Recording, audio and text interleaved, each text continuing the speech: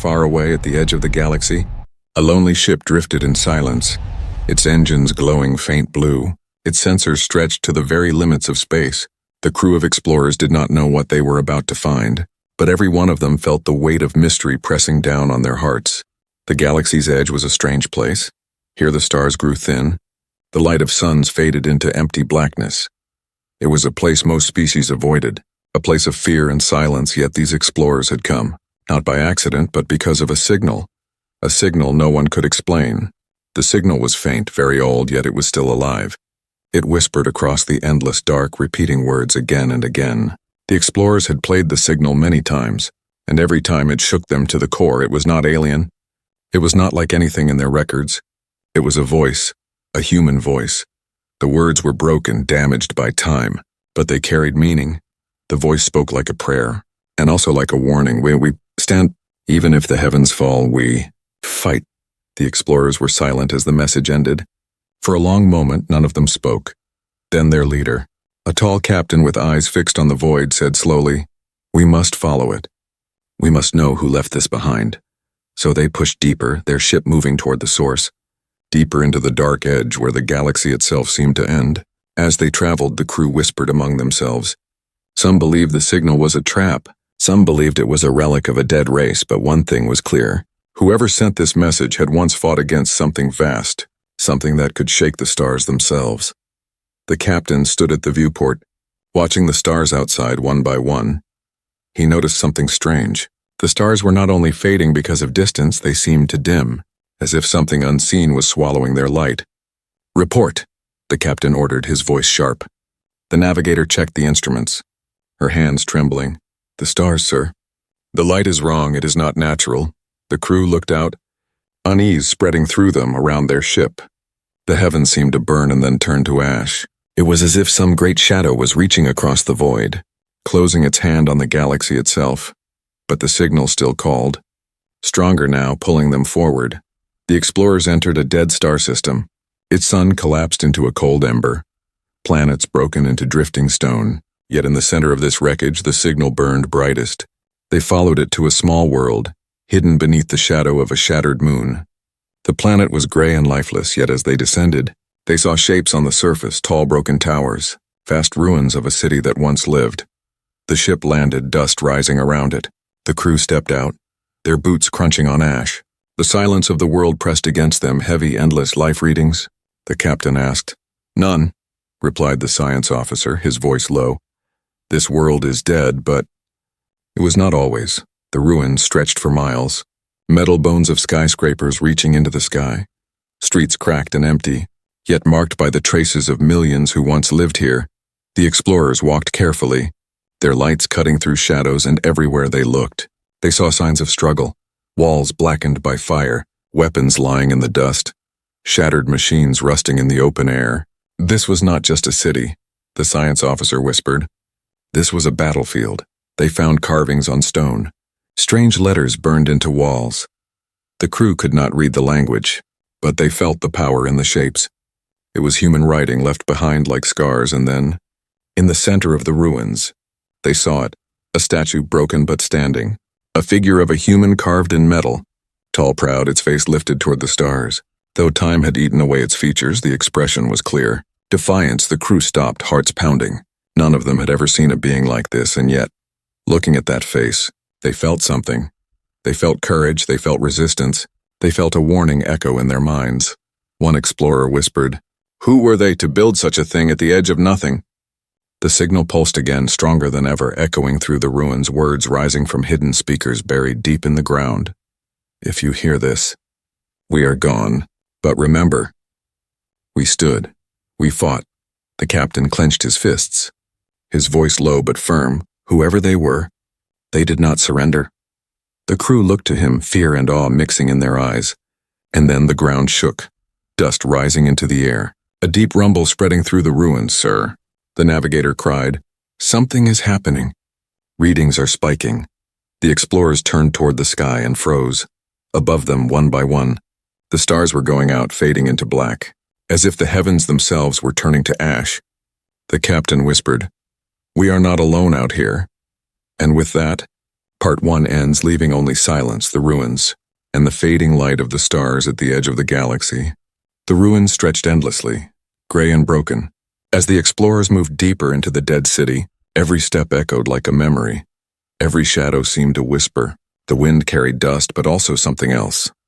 Something that felt like voices long gone. The captain led the way, his eyes scanning the broken towers. Each one tilted and scarred by fire. These were not ruins of time alone. These were scars of war, a war fierce enough to break a world. The crew spread out, their scanners humming softly, trying to capture any trace of what once lived here. At first, the readings showed nothing, but as they pushed forward, signals began to rise, faint energy hidden beneath the ground, pulsing like a dying heartbeat. "This place," the science officer said, his voice uneasy. "It should be silent, it should be nothing but stone. But it is not." They passed through what must once have been a great square.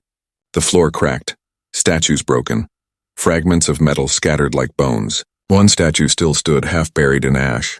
It showed a human holding a child, both figures reaching upward, their hands pointed to the stars. The crew stared, silent. No one had ever seen such art, not in all their travels across the galaxy. These humans, whoever they were, had not only fought, they had remembered. They had left behind stories carved in stone and steel. The navigator whispered, "Why build so much beauty in a place of war?" The captain answered softly, "Because they knew beauty was a weapon too. Hope was a weapon." They moved on deeper into the city, until they reached a vast building. Its roof shattered, its walls burned black inside. They found rows of seats facing a giant screen. "A hall," the engineer muttered, brushing dust from a console. Maybe for learning or for leading, this was no simple city. The science officer pressed a button on the broken console, and to everyone's shock, light flickered to life. The screen glowed faintly, showing images, broken but clear enough to freeze their breath.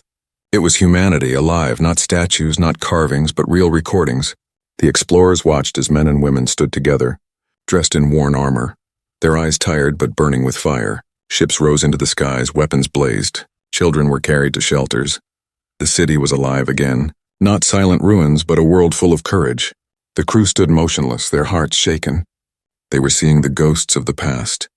Then the image broke and the voice returned. The same human voice they had followed here. "If you see this, it means we are gone, but we leave behind our memory. And our warning. The darkness is not gone. It waits beyond the edge, it waits for new prey." The words echoed in the empty hall, each one heavy as stone. The captain clenched his jaw. This was not only a city. This was a fortress. They fought here, they left warnings here. They wanted us to know. The crew moved again, following the signal deeper until the ground itself shifted, a hidden door sliding open beneath a collapsed arch. Light spilled upward, pale and cold. They descended carefully into the underground of the city, down long stairs carved in metal until they reached a chamber that hummed with energy. There in the center they found the true heart of the ruins. A massive wall covered in human writing, glowing faint blue as if the letters themselves refused to die. The science officer ran his hands across the wall. It is a record, a story written in their own hand, a story they wanted the universe to see. The crew watched as symbols shifted, glowing brighter, and then, before their eyes, the wall projected images. They saw humans fighting ships of shadow, black vessels that swallowed light. They saw cities burning, planets collapsing, stars fading, and yet in every image humanity stood. Soldiers firing, civilians raising flags, children holding on to each other in shelters. The aliens felt a weight in their hearts, a strange mixture of sorrow and admiration. The navigator whispered, "They should have lost. They should have fallen in silence, but they did not." The captain nodded slowly. They turned their death into a story. They turned their ashes into a warning. As they stood in silence, the chamber filled with sound, faint echoes of laughter, children laughing. The sound carried through the air though no one was there. The crew froze, eyes wide. The sound was real, not a recording. It was as if the city itself remembered, as if its walls carried voices that refused to die. "Do you hear that?" The engineer whispered, fear in his voice. The captain's eyes narrowed, but he did not turn away. "Yes, I hear it. This city is not silent. It is alive in memory." They walked forward, past the glowing wall, deeper into the chamber, until they reached the final sight. A statue taller than all the rest, hidden beneath the earth for ages. A human figure in armor, its hand holding a broken sword. Its gaze lifted to the stars, defiant, unbroken. At the base of the statue were words glowing faintly, unreadable to them but powerful. The science officer whispered, "They wanted this to be found. They wanted their spirit to speak across time."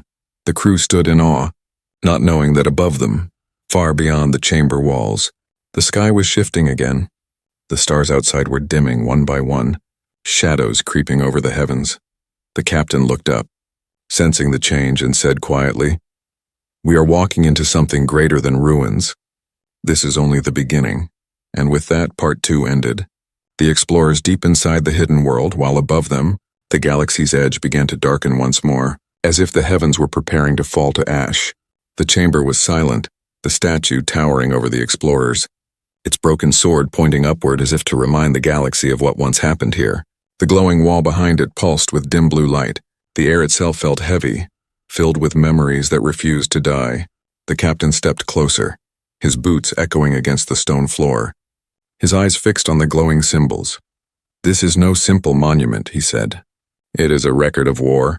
The science officer nodded, adjusting his scanner. "Yes, Captain, but not just any war. This was a war against something the galaxy does not remember, something erased from history."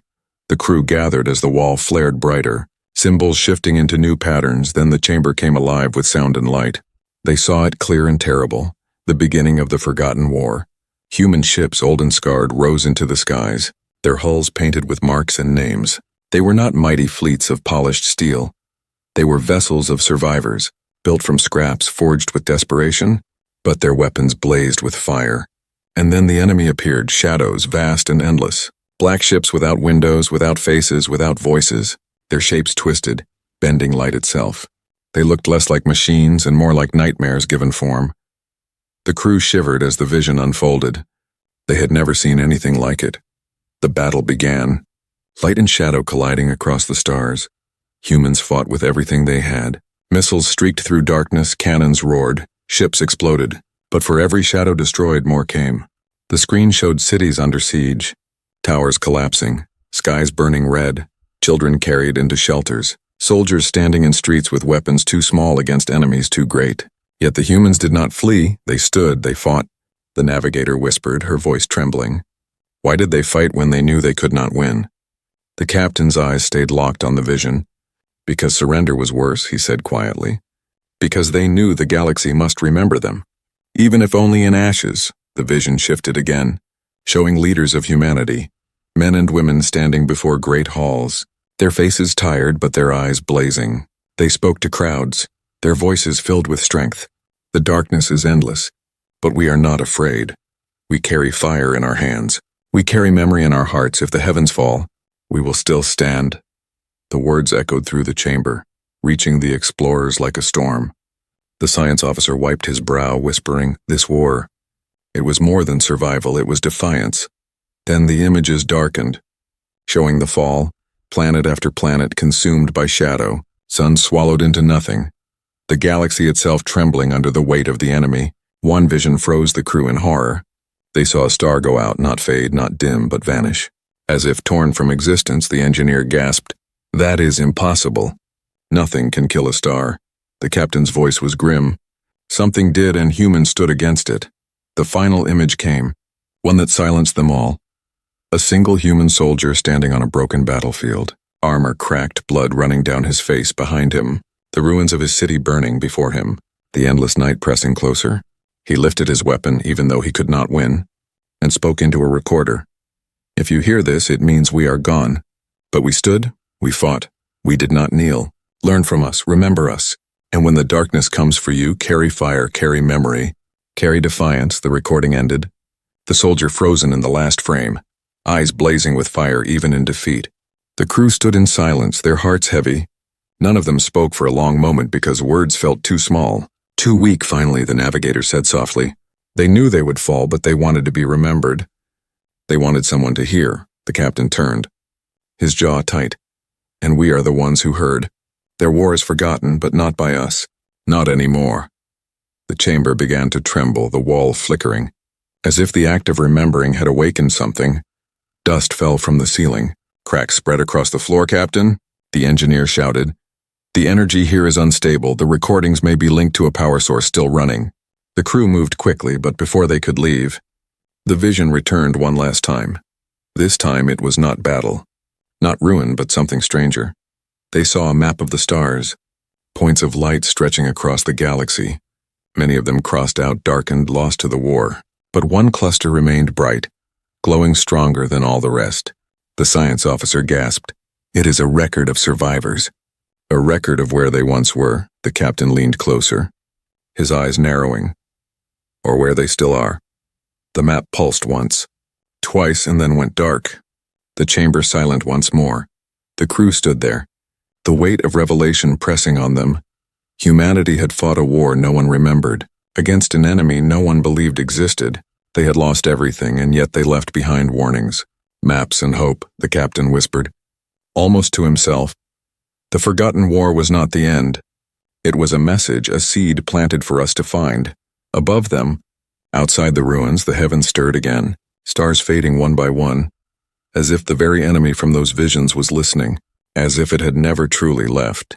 And so part 3 ended, with the explorers realizing they had uncovered not just ruins, but the echo of a war that could rise again. The forgotten war was no longer forgotten, and its shadow was already stirring at the edge of the galaxy. The chamber grew silent again, dust still falling from the ceiling, the echoes of the forgotten war fading into the cold air. The explorers stood frozen, each one feeling as if they had touched something greater than themselves, something older than memory. The captain broke the silence first, his voice steady but low. They fought against the impossible, and still they stood. Even when hope was gone, the crew followed him out of the chamber.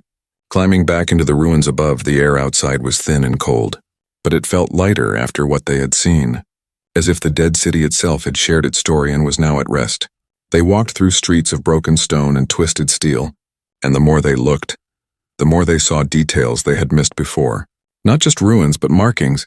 Human hands carving into walls, into weapons, into shields. The engineer brushed dirt away from a rusted plate and read aloud, "For my son, for my daughter, for tomorrow." The science officer pointed at another mark, etched into a broken rifle, "We will not kneel." Everywhere they turned, there were words, short, simple, powerful, each one written by someone who must have known they would not live to see victory, and yet still chose to fight. The navigator whispered, "These people, they wrote their hearts into everything, even their weapons." The captain touched one of the carvings, his eyes unreadable. This was their spirit. Not machines, not technology, but fire inside their hearts. The explorers pressed forward, entering what seemed to be an old hangar. Its roof collapsed, ships long dead lying in heaps of rust and bone. Yet even here the human spirit clung. On the side of one broken craft, half buried in rubble, they saw a painting, crude but clear, a human figure raising a torch, fire burning high above their head, words beneath it still visible. "We carry the fire." The crew stood silent again, shaken by the simplicity the science officer whispered. They knew the darkness was stronger, yet they still carried fire, not because they thought they would win, but because they refused to let it die. The captain nodded, "And now we are the ones who see it. We are the ones who carry it forward." They searched deeper, guided by the faint signal that had brought them here, until they found another vault, this one sealed tighter, its doors thick with layers of steel. The engineer worked quickly, hands trembling as sparks flew. The door opened with a heavy groan, stale air rushing out like a sigh. Inside, they found rows of strange containers glowing faintly, and among them shelves filled with small objects. Personal things, children's toys, tiny carved animals, small books with faded pages, necklaces and rings, even a cloth stained with blood but carefully folded. The crew moved slowly, reverent as if walking through a sacred place. "These are not weapons," the navigator whispered. "These are memories, things too precious to leave behind." The science officer picked up a book, its cover cracked. He opened it carefully. Inside were drawings of stars, rough sketches of ships and words written by hand. He read aloud, "One day we will see the dawn again, even if not us. Then someone after us." The room fell silent, each explorer lost in thought, the weight of humanity's spirit pressing into their hearts. The captain finally said, "They left more than warnings. They left their soul so someone, someday, would understand." As they turned to leave the vault, The signal grew louder, pulsing through their suits, leading them still deeper underground. They followed it through long tunnels, until they entered the heart of the ruins, a chamber vast and glowing, humming with energy. At the center stood a device, broken but still alive, its surface covered in carvings, its light flickering like a dying flame. The science officer studied it. It is not a weapon, it is a beacon built to last. Built to speak, the device flared, and once more the human voice filled the air. Not broken this time, but strong, defiant. We are gone, but we are not silent. We carried the fire to the end, and we pass it to you, whoever finds this. You must carry it too, because one day the darkness will return, and it must not find you unprepared. The words shook the explorers to their core.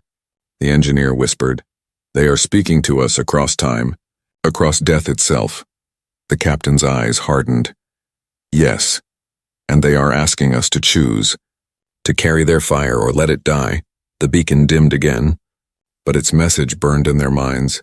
The crew left the chamber in silence, their footsteps heavy, but their hearts changed, for they had not only uncovered ruins of war, they had uncovered the soul of humanity.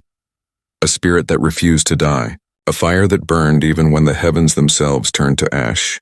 And as they looked up to the sky, they saw once again the stars fading, shadows creeping across the edge of the galaxy, as if the darkness had heard the beacon's call. The captain spoke softly, more to himself than to the others. The humans fought not just for themselves, but for us, for everyone who would come after. Now we know, now we cannot forget. And with those words, Part 4 ended, the explorers standing in the ruins of the hidden world, the human spirit burning inside them, while above the darkness stirred once more, waiting for its time to strike. The beacon's light faded to a dull glow, leaving the chamber wrapped in silence. The explorers stood in the dimness, their faces pale, their hearts heavy, for they now understood that the humans had not simply died. They had chosen to speak across time, to leave behind a fire for others to carry. The captain's voice broke the silence, low but firm.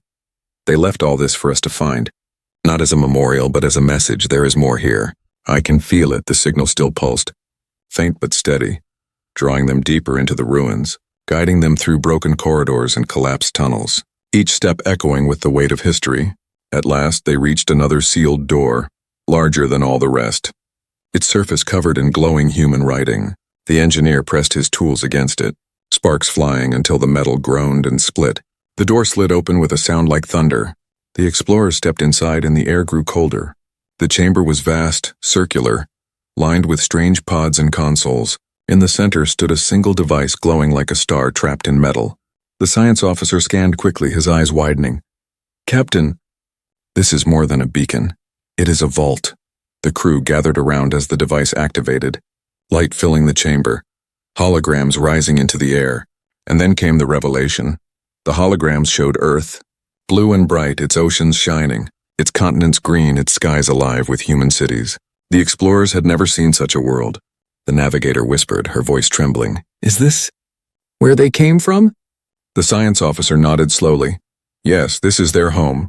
This is Earth." The hologram shifted, showing human fleets rising from Earth, spreading across the stars, colonies built on distant worlds, new cities rising in light, humanity expanding with hope and determination. The crew watched in awe, seeing for the first time the true scale of the humans' reach. But then the vision darkened. The shadows came again, the same enemy, swallowing worlds, crushing fleets, burning colonies. The hologram showed entire human planets screaming in silence, their light extinguished until only a handful of bright worlds remained, fighting desperately against the endless night. The captain's face hardened, his eyes locked on the vision. This was their great war, the war they wanted us to remember. The images shifted once more, showing not just destruction, but choices, humans building hidden vaults, sending signals, sealing DNA and history inside protected chambers. The science officer's hands shook. They were preparing, not only to fight, but to be remembered. They left their essence behind, their very code of life. The crew turned, realizing the pods around them were not machines, but storage. Inside each one lay strands of DNA, preserved for eternity. The navigator gasped. They left the seeds of themselves so they might rise again. And then, the vault revealed its final secret. The hologram showed a star map, thousands of points of light across the galaxy, Many crossed out, blackened, gone, but one path still glowing. A line leading directly back to Earth. Still burning bright on the map, the chamber filled with words. The human voice rising one last time. Strong and unbroken. We are ashes, but our fire is not gone. Our home remains, our story remains. And if you find this, you are part of it now. Do not let the darkness win. Carry the fire, find Earth. Remember us. The message ended, but its weight lingered, filling the chamber like a storm. The explorers stood silent, shaken to their core. For this was not only a warning, it was an invitation, an opening of doors. The science officer whispered, "They are not just a memory. They may still be alive, or if not, their home may still hold their final truth." The engineer's eyes burned with awe. "We came seeking answers, but what we found is destiny. They left us their spirit, their map, their fire." The navigator touched the glowing star map with trembling fingers. Earth, their cradle, their beginning, perhaps their end. The captain stared at the map, his voice hard and steady. "This is no longer exploration. This is a calling.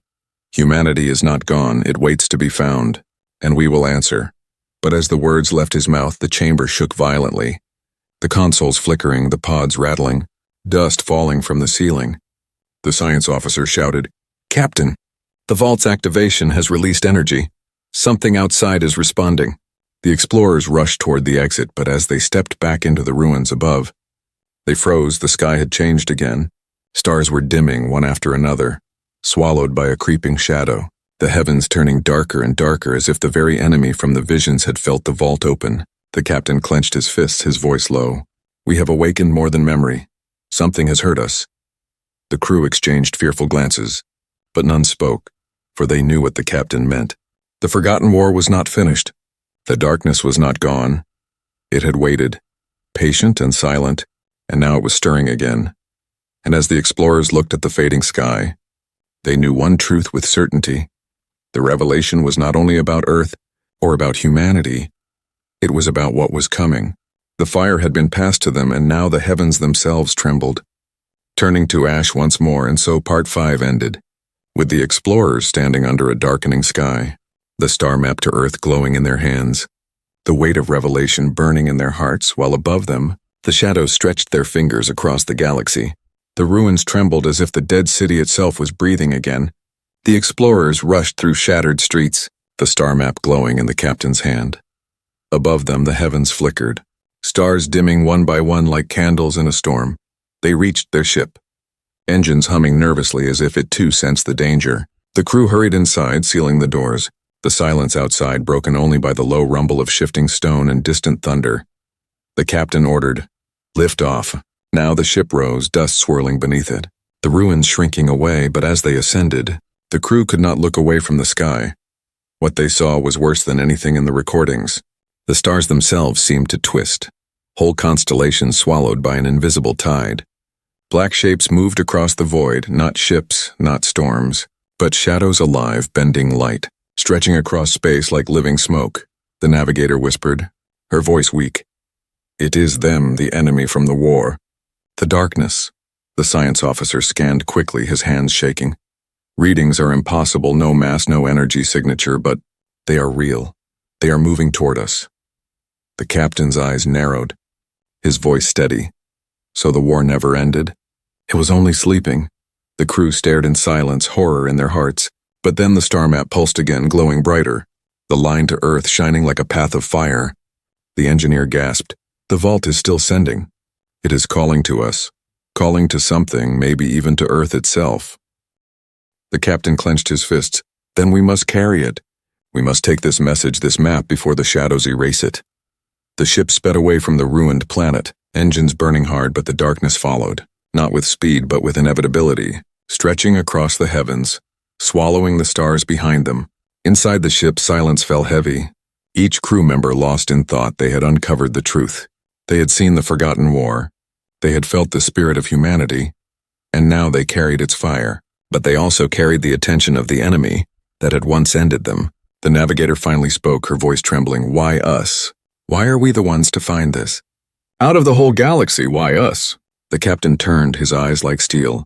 "Because we were willing to go to the edge when no one else dared. Because we listened when others ignored the signal, and now the fire is ours." Whether we asked for it or not, the ship's systems beeped sharply. The science officer leaned over the console, his face pale. "Captain, something is changing." The vault's beacon is no longer broadcasting outward. It is broadcasting into us. The crew froze. Fear flashing in their eyes, the science officer continued. "It's sending information into our systems, into our ship, even into our records. It's rewriting our data." The captain stared at the glowing star map in his hand. "It is not an attack, it is awakening us." The ship's lights flickered, and suddenly the consoles filled with new data. Strange codes, designs for weapons, star charts of hidden paths, even fragments of human language. The engineer's eyes widened. They left behind not just warnings, but gifts. "They left us their knowledge," the navigator whispered, awe in her voice. "It's like they knew someone would come, someone who could continue their fight." The science officer nodded slowly. "They planted seeds and now they are growing inside us," but as the data poured in, the shadows outside drew closer, vast forms stretching across the galaxy, their hunger pressing against the ship like a storm. The captain gritted his teeth. "Then we cannot stay here, we must reach Earth. We must see if their home still lives." The ship turned sharply, following the path glowing in the map, but as it leapt forward, alarms blared. One of the shadows moved faster, cutting across their path. The crew froze as the void ahead bent and twisted, a great black shape forming. Not solid, not liquid, but something in between. "A wound in space itself," the navigator whispered. "It knows, it remembers, it hunted humans once. And now it hunts us." The captain stood tall, his voice calm but defiant. "Then let it come, because we will not kneel either." The ship fired its engines, bursting past the edge of the shadow, the hull groaning as the void pressed against it, lights flickering, systems straining, but then, at the last moment, the star map flared and the ship shot free, leaving the shadow behind. Inside, the crew gasped for air, hearts pounding. Sweat dripping from their brows, the engineer whispered, "We should not have survived that." The captain shook his head, eyes locked on the glowing map.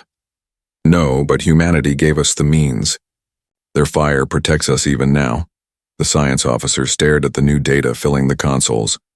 "Captain, this is only the beginning. The vault unlocked part of their legacy, but the rest waits on Earth. The real answers are still ahead." The captain nodded, his voice like iron. "Then Earth is our destination. No matter what waits there, no matter what follows." The crew fell silent, each one staring out at the stars ahead, knowing the path was not only dangerous but fated. Behind them the heavens dimmed as shadows spread, but before them the map glowed brighter, leading them toward the cradle of humanity. For the first time, the explorers felt not just fear but purpose. They were no longer wanderers at the galaxy's edge. They were carriers of fire, chosen to awaken what had been sleeping, chosen to face the darkness once more. And as their ship vanished into the stars, Part 6 ended, the shadows stirring in pursuit, the heavens dimming behind while ahead, the ancient home of humanity waited, Earth shining like a promise in the void. The ship flew through the void, the star map glowing on the captain's console. Behind them, the galaxy's edge was no longer silent. The shadows had awakened, stretching like smoke across the stars. Swallowing constellations one by one, the crew sat in silence, their eyes heavy, their hearts racing. They knew the truth now. The war that humanity had fought was not over. It had only been paused, and they had broken the silence. They had awakened the darkness once more. The navigator spoke first, her voice small. "Captain, how do we fight something like that? They destroyed the humans, they erased whole suns, what chance do we have?" The captain turned, his face calm, though his eyes burned with fire. "We do not fight as they fought. Not yet.